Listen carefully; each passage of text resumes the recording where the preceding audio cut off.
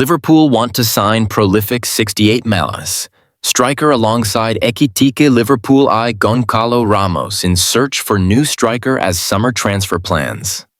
Intensify. Liverpool are reportedly weighing up a summer transfer move for Paris Saint-Germain striker Goncalo Ramos, according to football journalist Sam Maguire. The reigning Premier League champions are understood to be exploring options for a new centre-forward as they prepare for a significant reshuffle in attack. Darwin Núñez's future remains uncertain, and the Reds appear keen to replace him with another marquee signing, potentially in the form of Ramos. Jeremy Frimpong of Bayer Leverkusen is expected to become Liverpool's first summer addition, with the versatile fullback set to arrive for a fee of around $30 million. Talks are also advancing with his Leverkusen teammate Florian Wirtz in what could become a record-breaking deal for the club. Sources indicate Liverpool have already tabled a proposal exceeding $100 million or $84 million to secure Wirtz's services and are actively pursuing the highly rated German international. Although Ramos isn't currently viewed as Liverpool's top target in the striker department, Maguire suggests that the Portuguese forward remains firmly on the club's radar and could re-emerge as a serious candidate. Since securing a permanent move to PSG last year for £68 million, Ramos has found regular minutes hard to come by under Luis Enrique. The 22-year-old striker has struggled to make a consistent impact, and there is growing speculation that he may be available again this summer. PSG, seeking to reshape their attack to better suit Enrique's tactical vision, could be willing to let Ramos leave for a similar price to what they paid Benfica just 12 months ago. Liverpool had previously considered Ramos in 2022 before ultimately opting to sign Darwin Núñez, a move that had strong backing from then-manager Jurgen Klopp. However, with Núñez's form dipping and uncertainty over his role under new head coach Arne Slot, the Merseyside club are now revisiting their shortlist of attacking options.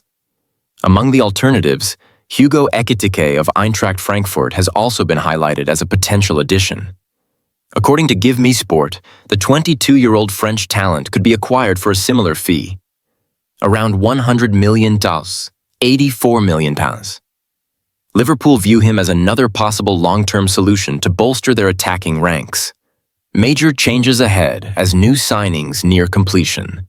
Liverpool's transfer activity has created an air of excitement among fans, especially with the club closing in on Frimpong, Wirtz, and Milos Kerkez.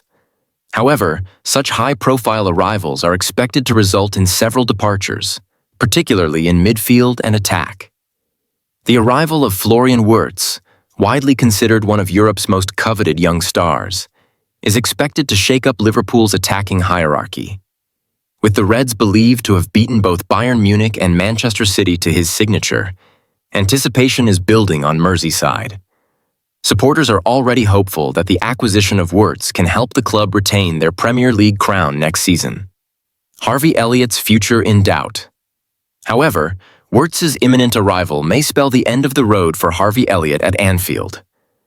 The 21-year-old, who joined from Fulham in 2019, has struggled to cement a regular place in the starting 11, despite showing early promise.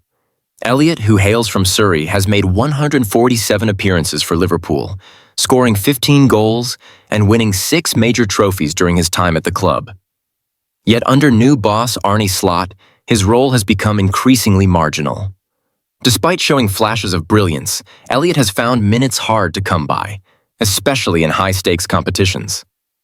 In the Champions League this season, he managed only one start in a largely inconsequential game against PSV Eindhoven after Liverpool had already topped their group. He was handed just 2 Premier League starts, both coming after the title was secured, along with a handful of appearances in domestic cups. Elliott has fallen behind the likes of Mohamed Salah, Dominic Szoboszlai, and Curtis Jones in the pecking order.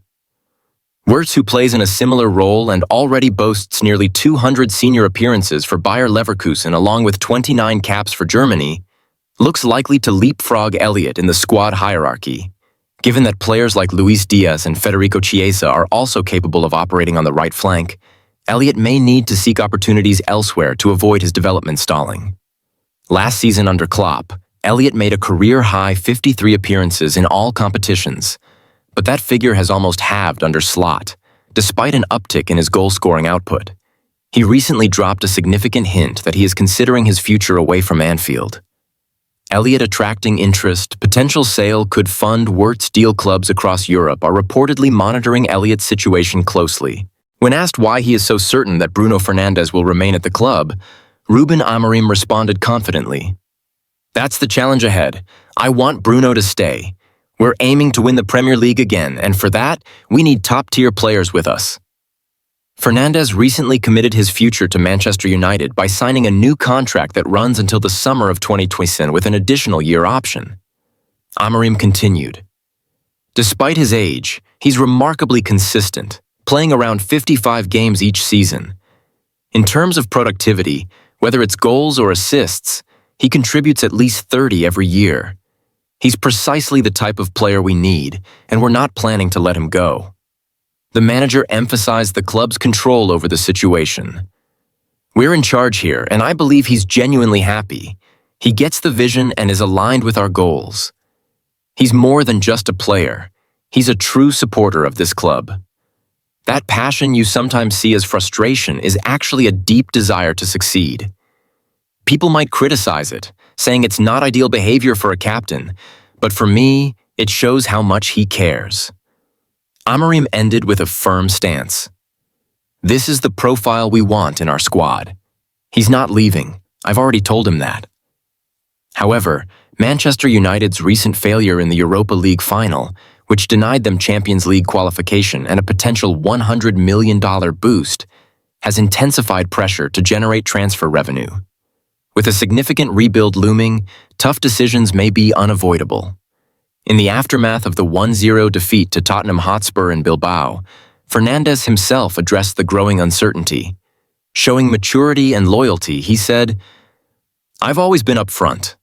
I'll remain here until the club tells me it's time to move on. I want to keep pushing to help bring back Manchester United's best days. But if the club decides it's time to part ways, whether it's for financial reasons or otherwise, then that's football. You never know what's coming, and I'll respect that decision." The Portuguese star, usually the talisman for United, admitted the final loss hit him hard. "It was incredibly disappointing," Fernandes said. "We gave everything to reach this final, and it's painful because we had done so well in the competition. This was the game that really mattered, the one that would have put us in the Europa League's history books. Unfortunately, we fell short. Football can be cruel, and this time, it was our turn to suffer." United identify replacement as Fernandes uncertainty looms. With the possibility of Fernandes departing not entirely ruled out, United are reportedly moving fast to secure a contingency plan. According to fresh reports from Spain, the club has contacted Athletic Club to express their intent to trigger the release clause of Oihan Sanchez, a player seen as a potential heir to Fernandes' creative role in midfield. Mainoo's future also under question. In a surprising twist, Kobbie Mainoo could also be on the chopping block this summer. Despite his talent, Mainoo appears to be slipping down the midfield hierarchy under Amorim. Sources now suggest the club would be willing to let the 19-year-old leave, provided a key condition is met, though that detail remains undisclosed. Post-Kuna recruitment strategy revealed. Meanwhile, United's recruitment strategy continues to evolve. After securing the signing of Matthias Cunha from Wolves, having met his $62.5 million release clause, the club has identified 4 other priority positions to reinforce.